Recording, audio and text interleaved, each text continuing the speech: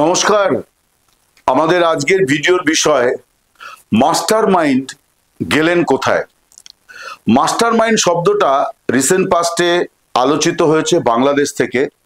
মোহাম্মদ ইউনূস তিনি যখন গত বছর বাংলাদেশের প্রধান উপদেষ্টা হওয়ার পর আগস্ট মাসের 8 আগস্ট তিনি দায়িত্ব নেন এবং পরের মাসে সেপ্টেম্বরে তিনি নিউ ইয়র্কে গিয়েছিলেন রাষ্ট্রসংঘের অধিবেশনে যোগ দিতে এবং সেখানে ক্লিন্টন ফাউন্ডেশনের অনুষ্ঠানে তিনি মাস্টার মাইন্ড বলে এক ব্যক্তিকে আলাপ করিয়ে দিয়েছিলেন। তার নাম মাহফুজ আলম। মাহফুজ আলম তখন ছিলেন মোহাম্মদ ইউনূসের বিশেষ সহায়ক অর্থাৎ স্পেশাল অ্যাসিস্ট্যান্ট এবং মোহাম্মদ ইউনূস প্রকাশ্যেই বলেছিলেন যে বাংলাদেশে যে গণবিপ্লব বা গণ অভ্যুত্থান সংগঠিত হয়েছে তার পশ্চাতে যার মাথা, যার মস্তিষ্ক, যার পরিকল্পনা কাজ করেছে তিনি হচ্ছেন মাহফুজ আলম। মাহফুজ আলমরা কিভাবে এই পরিকল্পনা বাস্তবায়ন করেছেন সেগুলি পরবর্তীকালে তাদের আলোচনাতে এসেছে। পাঠচক্র, বিশেষ করে নিয়মিত আলাপ আলোচনা চর্চা, সরকারের ভুল ত্রুটিগুলিকে চিহ্নিত করা এবং যুব সমাজের মধ্যে সরকার বিরোধী মনোভাবকে জাগ্রত করা, এই সব কাজ তারা করেছেন। মাহফুজ আলমকে নিয়ে অনেক রকম প্রচারও আছে যে তিনি কোনো এমন সংগঠনের সঙ্গে তার সম্পৃক্ততা আছে যেগুলি আন্তর্জাতিকভাবে নিষিদ্ধ সংগঠন বা বলা যায় মৌলবাদী সংগঠন, জঙ্গি সংগঠন।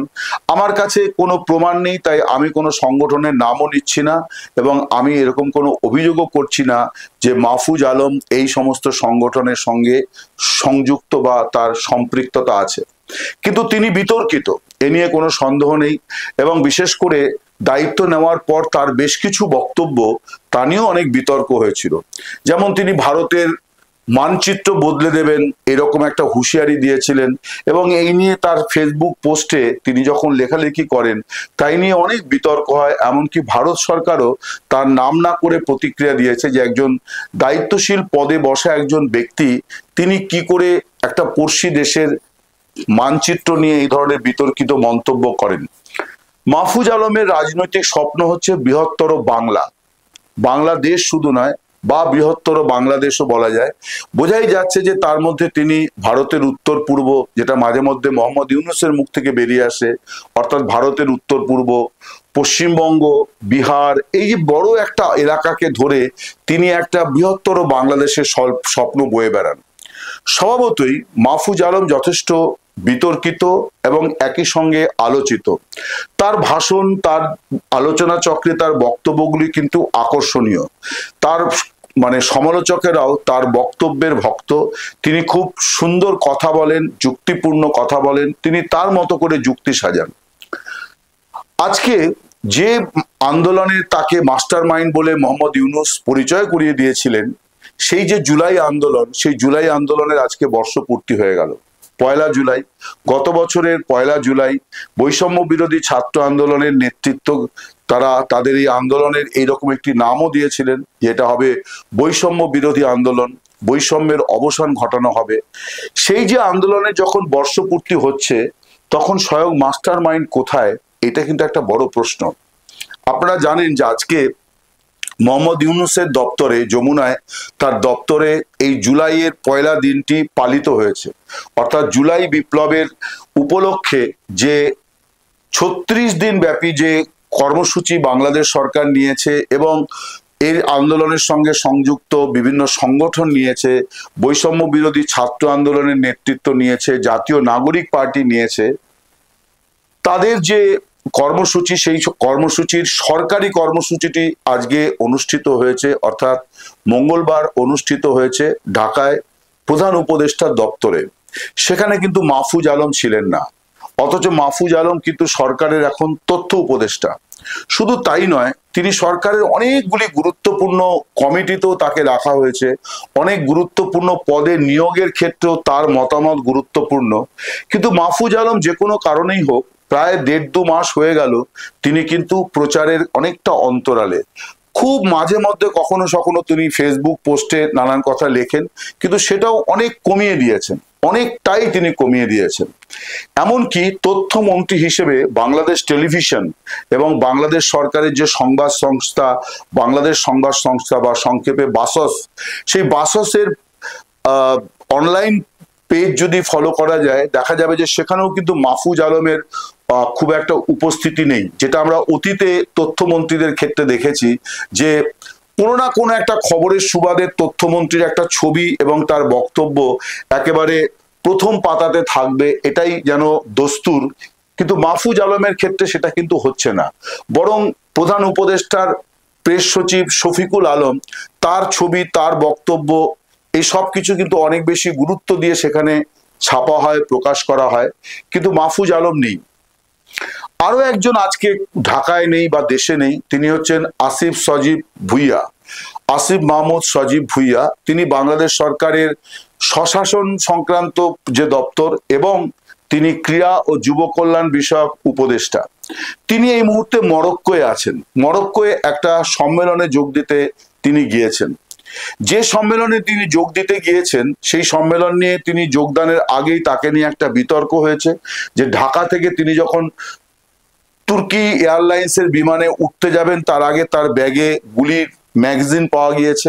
সেটা নিয়ে তো একটা বিতর্ক আছেই যে তিনি কেন তার নিজস্ব লাইসেন্স করা বন্দুক ক্যারি করেন, গুলির ম্যাগাজিন তার ব্যাগে কেন ছিল, এ সমস্ত নিয়ে তো একটা বিতর্ক আছেই।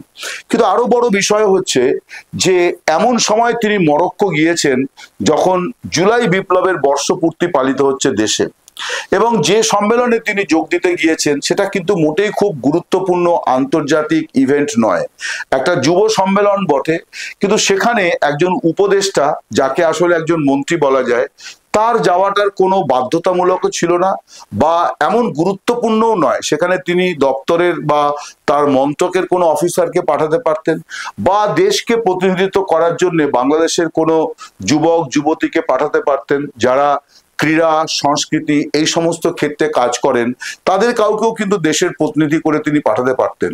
কিন্তু তিনি নিজেই এই সময় দেশের বাইরে। আমি কথাটা এই জন্য বলছি যে মোহাম্মদ ইউনূসের এখন যে উপদেষ্টা মণ্ডলী, তাতে এই দুজন ছাত্র আন্দোলনের নেতৃত্ব যারা এখন উপদেষ্টা মণ্ডলীতে আছেন বা উপদেষ্টা। নাহিদ ইসলাম ছিলেন, নাহিদ ইসলাম কয়েক মাস আগে উপদেষ্টার পদ ছেড়ে দিয়ে তিনি চলে গিয়েছেন জাতীয় নাগরিক পার্টির আহ্বায়ক হিসেবে, অর্থাৎ তিনি এখন সেই দলের প্রধান নেতা। বাকি দুজন ছাত্র প্রতিনিধি হচ্ছেন মাহফুজ আলম এবং আসিফ সজীব ভুইয়া। কিন্তু আমরা লক্ষ্য করছি যে যখন জুলাই বিপ্লবের বর্ষপূর্তি পালিত হচ্ছে বাংলাদেশে, এনসিপি আজকে তারা আবু সাইদ, অর্থাৎ রংপুরে যে যুবক পুলিশের সঙ্গে সংঘর্ষ চলাকালীন বুক পেতে দিয়েছিল এবং গুলিবিদ্ধ হয়ে মারা যায়, তার বাবা মায়ের সঙ্গে তারা দেখা করেছে। নানানভাবেই কিন্তু দিনটি তারা উদযাপন করছে এবং বিভিন্ন সংগঠনও করছে। কিন্তু অদ্ভুতভাবে যেটা দেখার, যে মোহাম্মদ ইউনূস, যাকে মাস্টার মাইন্ড বললেন এই আন্দোলনের, অর্থাৎ এত বড় একটা বিপ্লব যার মস্তিষ্ক এবং যার সক্রিয়তায় সম্ভব হয়েছে বলে মোহাম্মদ ইউনূস সার্টিফিকেট দিয়েছিলেন, সেই মাহফুজ আলম কিন্তু অদ্ভুতভাবে অন্তরালে, এবং আজ বলে নয়, এই 1 জুলাই বলে নয়, বিগত বহুদিন ধরেই কিন্তু তিনি প্রচারের আলোয় নেই। তিনি কেমন ভাবে গুটিয়ে নিয়েছেন, নীরব হয়ে গিয়েছেন। আমার কাছে খুব স্পষ্ট ব্যাখ্যা কিছু নেই, কিন্তু অনেকে বলার চেষ্টা করছেন যে খোদ মোহাম্মদ ইউনূসের সঙ্গেই বোধহয় তার কিছু কিছু ক্ষেত্রে দ্বিমত হচ্ছে, বা ইউনূসকে ঘিরে যে প্রভাবশালী বলয়, সেই বলয়ের সঙ্গে মাহফুজ আলম হয়তো মানিয়ে নিতে পারছেন না। আসিফ সজীব ভুইয়া, তিনিও যে এরকম সময় দেশের বাইরে গেলেন, মূলত এই ধরনের আন্দোলন থেকে যারা উঠে আসে তাদের এই ধরনের আন্দোলনের ক্ষেত্রে যে ধরনের আবেগ থাকে, সেই আবেগের তাড়নাতে তারা তাদের দেশে থাকার কথা, কিন্তু তিনি মরক্কোয় চলে গিয়েছেন। ফলে সব মিলিয়ে একটা বোঝা যাচ্ছে যে জুলাইকে কেন্দ্র করে যে আবেগ, উন্মাদনা যা কিছু করা হচ্ছে, তার অনেক কিছুর মধ্যে হয়তো একটা কৃত্রিমতা আছে, বরং যারা এই আন্দোলনটা সংগঠিত করেছিলেন হয়তো তাদের মধ্যে এখন নানান ধরনের প্রশ্ন দেখা দিচ্ছে, দ্বিধাদ্বন্দ্ব দেখা দিচ্ছে, বা এই আন্দোলনকে হাতিয়ার করে যে ধরনের কর্মকাণ্ড দেশে হচ্ছে হয়তো তারা সেগুলির সঙ্গে মানিয়ে নিতে পারছেন না। ফলে এইটা আজকে কিন্তু খুব গুরুত্বপূর্ণ যে মাস্টার মাইন্ড গেলেন কোথায়, এটা এখন একটা বড় প্রশ্ন। নমস্কার, শুভরাত্রি, ভালো থাকবেন।